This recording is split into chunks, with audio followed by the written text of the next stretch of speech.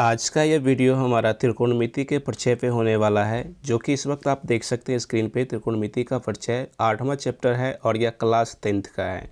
Class 10th का जो math का आपका सब्जेक्ट है, उसका आपको 8वां चैप्टर ये दिया हुआ है और इस पे ऑलरेडी एक पार्ट हम अपलोड कर चुके हैं, जो कि हमने आपको बोले थे कि क्रैश कोर्स स्टार्ट किया जा चुका है आप लोगों का। इस क्रैश कोर्स के दरम्यान में हमने स्टार्ट किए थे मैथ को, और मैथ का पहला पार्ट हमने अपलोड कर दिए थे और यह आपका दूसरा पार्ट होने वाला है। इससे पहले यदि आप लोगों में से कोई स्टूडेंट पहले पार्ट को नहीं देखे हैं तो प्लीज़ इस पार्ट को भी देखिए, दूसरे पार्ट को भी देखिए, सभी चीज़ों को देखिए। आपके लिए ही इतना मेहनत किया जा रहा है, तो सारी चीज़ों को देखिए, सीखिए, समझिए, क्योंकि आपका एग्ज़ाम बहुत ही नज़दीक आने वाला है। 2025 में आप लोग जानते हैं कि आपका बोर्ड का एग्ज़ाम होने वाला है, तो इसकी तैयारी आपको बहुत ही अच्छे ढंग से करना है। अगर आप चाहते हैं कि आपका नंबर 480 प्लस आ जाए तो आप इस चैनल को सब्सक्राइब कर लीजिएगा। सब्सक्राइब कर लेने से फ़ायदा आपका ये होगा कि जब भी इस पे वीडियो अपलोड किया जाएगा सबसे पहले आप तक ये पहुंचेगा। इसलिए इस चैनल को सब्सक्राइब करना बहुत ही ज़रूरी है। और यहाँ पे आपको निःशुल्क सभी विषयों की तैयारी कराई जा रही है, तो आपको जो है सो चैनल को सब्सक्राइब कर लेने में ही आपकी फ़ायदा होने वाला है। इसलिए चैनल को सब्सक्राइब जरूर कर लीजिएगा। और मेरी ये दावा है कि अगर आप हमारे इस चैनल के माध्यम से सभी विषयों की पढ़ाई करते हैं फ्री ऑफ कॉस्ट जो कि दिया जा रहा है, तो यकीन मानिए आपका 470 480 प्लस नंबर स्कोरिंग अवश्य ही रहेगा। आपके जब रिजल्ट आएगा एग्ज़ाम के बाद तो उसमें आप देख लीजिएगा और आप खुद बधाई देंगे इस चैनल पे आ करके कि सर आपकी बदौलत जो है सो हमारी नंबर इतनी अच्छी हो पाई है। तो इसलिए इसकी जो है सो सब्सक्राइब कर लेना आपके लिए बहुत ही ज़रूरी है।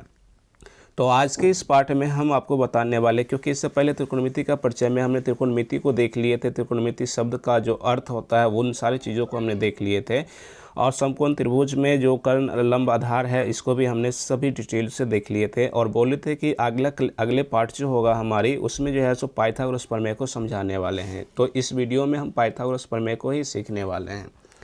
तो चलिए स्टार्ट करते हैं आज की इस वीडियो को। जैसा कि देख सकते हैं पाइथागोरस प्रमेय के बारे में समझना है। इसका परिभाषा कहता है कि पाइथागोरस प्रमेय समकोण त्रिभुज की भुजाओं के बीच संबंध को दर्शाता है। यानी पाइथागोरस जो है वो किसके बीच दिखाता है, तो समकोण त्रिभुज की जो भुजा है उसी के बीच के जो संबंध है उस संबंध को ही दिखाने वाला काम करता है कौन, तो पाइथागोरस प्रमेय। अर्थात यहाँ पर अगर हम एक समकोण त्रिभुज ड्रॉ कर लें इस प्रकार से, तो हम आपके लिए बता दें कि यह जो है एक समकोण त्रिभुज है। यह कैसा है, समकोण त्रिभुज जिसका नाम हमने ABC दे दिए हैं।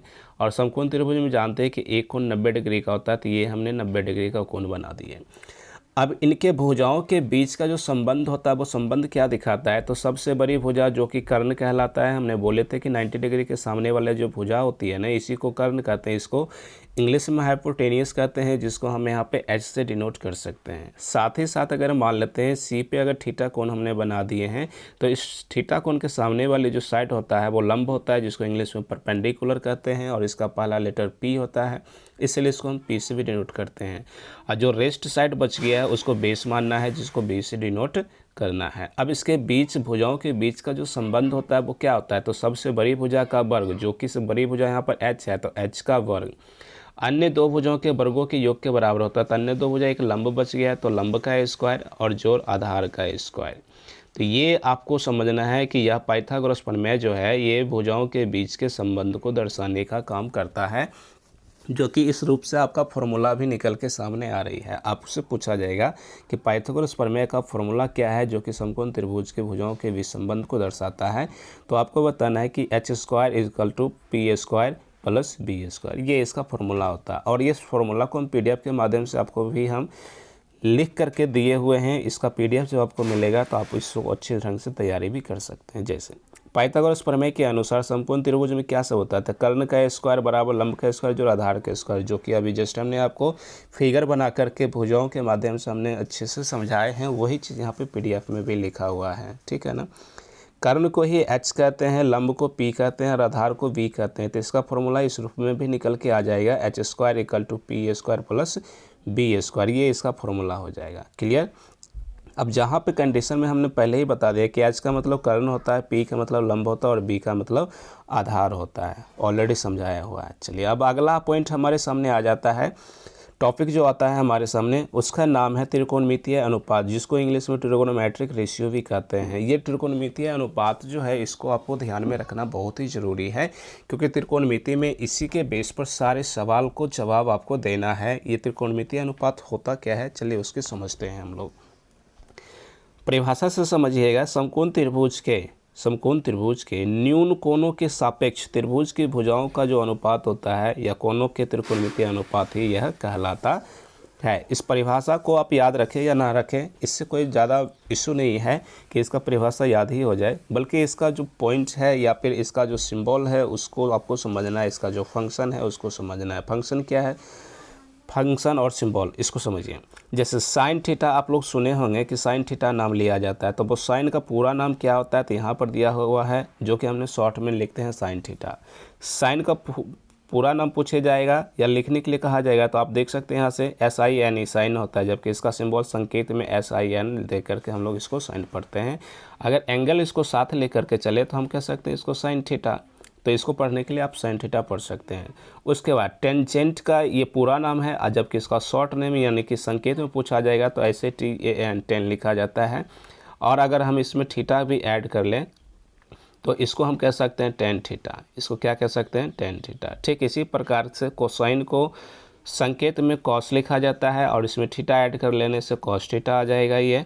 ठीक है, ऐसे ऐसे करके आपको समझना है, क्योंकि इसी प्रकार से लिखा भी जाता है। कोटेंजेंट के लिए आपको कॉट पढ़ना है और इसका हो जाएगा शॉर्ट में कॉट थीटा। इसका क्या हो जाएगा, कॉट थीटा। इस प्रकार से आपको जो है सो हर चीज़ को समझना है। सेकेंड के लिए आपको समझना है ये सेक हो जाता है, और कॉसेकेंट के लिए कोसेक हो जाता है। कॉसेकेंट के लिए क्या होता है, कोसेक हो जाता है।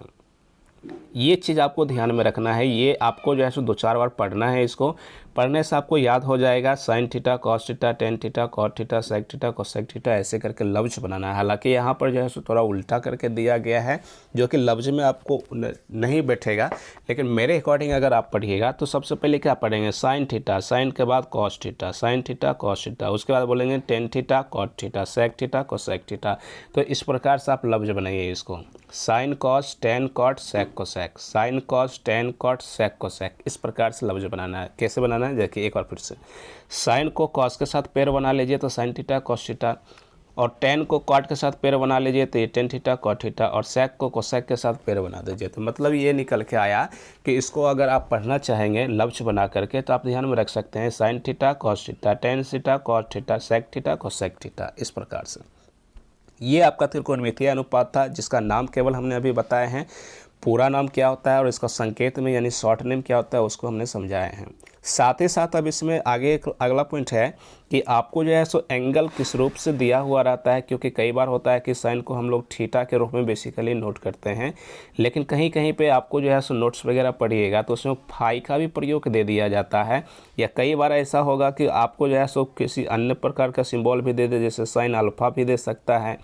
तो इस प्रकार से इस संकेत को हम पढ़ते क्या हैं, क्या पढ़ा जाता है, उसके संकेत का नाम क्या है उसको समझिए। जैसा कि आप देख सकते हैं कि यहाँ पे अल्फ़ा को हम लोग कैसे डिनोट करते हैं, तो इस रूप से। जब इसको हम लिखते हैं ना तो नॉर्मली इस प्रकार से घुमा देते हैं तो ये अल्फ़ा हो जाता है। बीटा को आप देख ही सकते हैं, अल्फ़ा बीटा गामा जो आपने पढ़े हैं, अल्फ़ा बीटा गामा वो यहाँ पर दिया गया है। इसका नाम भी आपको ध्यान में रखना है। साथ ही साथ इस प्रकार के सिंबल को डेल्टा कहते हैं, इसको लेमडा कहते हैं, इसको साई कहते हैं, थीटा कहते हैं, रो कहते हैं। इसमें से सभी में से जो इम्पोर्टेंट है ना वो कौन सा है, तो त्रिकोणमिति में ये थीटा का प्रयोग होने वाला है। जैसे कि अभी हमने जस्ट पढ़े हैं ना कि साइन थीटा, तो थीटा ऐसे करके डिनोट कर लेते हैं। तो ये आपका साइन थीटा, थीटा को ध्यान में ज़्यादा ही रखना है। हालांकि सभी यहाँ पे संकेत इंपॉर्टेंट ही है, सभी को ध्यान में रखिएगा तो बड़ा अच्छा रहेगा, क्योंकि जब भी जो भी संकेत का यूज किया जाएगा आप उसको आसानी से पढ़ सकते हैं। जैसे कि अगर हमने लिख दिया साइन और इस प्रकार से घुमा कर ऐसे करके लाइन खींच दिए तो इसको फाई कहा जाता है, और ये भी संकेत आपको देखने को मिलेगा, इसलिए इसको भी ध्यान में रखना है। अब आगे समझिए, ये एंगल समझ लेने के बाद त्रिकोणमिति कोण जो है, टेबल जो है उसको समझना है। त्रिकोणमिति कोण ये क्या होता है कि इसमें क्लास 10th के अकॉर्डिंग आपको 5 एंगल को मुख्य रूप से ध्यान में रखा गया है, क्योंकि इसी पे आधारित आपको सारे सवाल दिया गया है। 0 डिग्री, 30 डिग्री, 45 डिग्री, 60 डिग्री और 90 डिग्री, ये 5 ही कोण है। इसी पे आधारित कुछ मान इसका फॉर्मूला है, उस फॉर्मूले को समझना है और उसके बाद इसके सवालों को हल करना है। समझ रहे हैं ना। जैसे नीचे देखिएगा संकेत दिया हुआ है आपका। संकेत में क्या है तो sign theta, cos theta, tan theta, अभी जैसे लफ्ज़ में हमने सिखाया है ना उसी प्रकार से यहाँ पे दिया हुआ है। तो ऐसे करके आपको ध्यान में रखना है। एंगल में आपको देखिए यहाँ से 0 डिग्री, 30 डिग्री, 45 डिग्री, 60 डिग्री और 90 डिग्री, 5 एंगल है। 5 एंगल को आपको यहाँ पे सॉल्व करना है। क्लियर।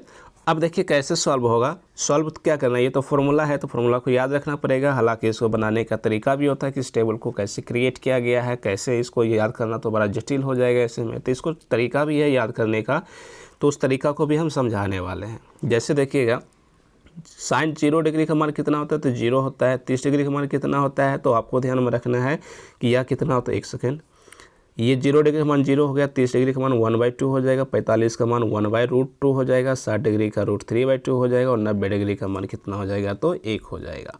जब कॉस का निकालेंगे ना तो कॉस का इसी का उल्टा हो जाएगा। जो उधर लास्ट में था वो इधर स्टार्ट में आ जाएगा, ये 2 नंबर पे था वो इधर आ जाएगा और ये वाला यहीं एज इट इज हो जाएगा, ये वाला यहाँ चिपक जाएगा और ये वाला यहाँ पे चिपक जाएगा। कहने के मतलब कुल मिलाकर के यहाँ पर ये है कि जो इसके शुरू में जो है वो इसके लास्ट में चला जाएगा, जो इसके शुरू में है वो इसके लास्ट में चला गया है और जो इसके लास्ट में है वो इसके शुरू में हो जाएगा। मतलब यहाँ पे पेड़ जो हमने बनाने के बोले थे कि साइन थीटा और कॉस थीटा को एक साथ पढ़ना है, वही चीज़ यहाँ पर देखने को मिल रहा है कि इसके स्टार्टिंग वाला को इसके लास्ट में कर देना है, इसके लास्ट वाले को इसके स्टार्ट में कर देना है। तो ये आपको 4 फॉर्मूला तो ऐसे ही निकल के आ गया कि साइन 0 डिग्री का मान 0 और साइन 90 डिग्री का मान 1। अब इसी के अकॉर्डिंग जब आपसे पूछा जाएगा कि कॉस 0 डिग्री का मान कितना होगा तो जो इसका साइन 90 का मान था वही कॉस 0 का मान है यानी 1। फिर पूछा जाएगा कॉस 90 डिग्री का मान कितना है तो ये बताना है कि आपको 0, क्योंकि यहाँ पे 0 डिग्री का मान 0 था तो यहाँ 90 डिग्री का मान 0 हो चुका है। तो इस प्रकार से आपको याद रखना है। साथ ही साथ एक तो आपने ये पेड़ देख लिए, दूसरा ये कि ये वाला यहाँ आ जाएगा और ये वाला यहाँ आ जाएगा और बीच वाला जो है वो एज इट इज रह जाने वाला है। तो इस प्रकार से आप इसको याद रख सकते हैं। चलिए 10 का देखते हैं। तो 10 के लिए आपको फिर से इसी प्रकार से संकेत समझना है। एक को तो याद कर लेना है, जैसे 0 डिग्री का मान 0 होगा, 30 डिग्री का मान 1/√3 होगा और 45 डिग्री का मान 1 होगा, 60 डिग्री का मान √3 होगा और 90 डिग्री का मान अपरिभाषित होगा। ठीक है। अब जब 10 का निकालेंगे तो यही अपरिभाषित यहाँ चला आएगा और ये 0 डिग्री यहाँ चला जाएगा। फिर ये 2 नंबर वाला इधर आ जाएगा, इधर वाला इधर चला जाएगा और बीच वाला एज इट इज वैसे ही रह जाने वाला है। तो कॉट को आप इस प्रकार से याद रख सकते हैं। ठीक है। सेक को सेक के लिए देखेंगे तो इसके लिए भी वही बात है। सेक का मान कितना होता है 0 डिग्री का तो 1 होता है। 30 डिग्री का मान कितना होता है तो 2/√3 होता है। 45 डिग्री का √2 होता है, 60 डिग्री का 2 और 90 डिग्री का अपरिभाषित होता है। इसको अपरिभाषित पढ़ते हैं, इसको इंग्लिश में इनफाइनाइट भी बोली जाती है। अब इसी प्रकार से ये इधर चला आएगा, ये इधर चला गया, ये 2 नंबर इधर चला आएगा, ये इधर चला गया और बीच वाला वैसे ही रह जाने वाला है। तो जो हमने अभी आपको पेड़ पढ़ने के लिए सिखाए हैं ना, साइन कॉस टेन कॉट, पहले क्या बताएं, sine cos tan cot sec cosec, इस प्रकार से 6 ही त्रिकोणमितीय अनुपात हैं। इन 6 को लफ्ज़ बना करके आप याद रख लीजिए, जैसे हमने अभी समझाए हैं पढ़ने के लिए वैसे आप इसको पढ़िए। Sine cos tan cot sec cosec, आपको सारा टेबल भी याद हो जाने वाली है बड़े ही आसानी तरीके से। समझ रहे हैं ना। चलिए आगे कुछ और भी जो है सो महत्वपूर्ण सूत्र है। इस सूत्र को देखिएगा क्या दिया हुआ है, उस टेबल को ज़रूर आप याद रख लीजिएगा, क्योंकि इस टेबल के आधार पर ही आपको जो है सो एक्सरसाइज 8.2 का जितने भी सवाल है वो सारे सवाल याद बनने वाला है आपसे।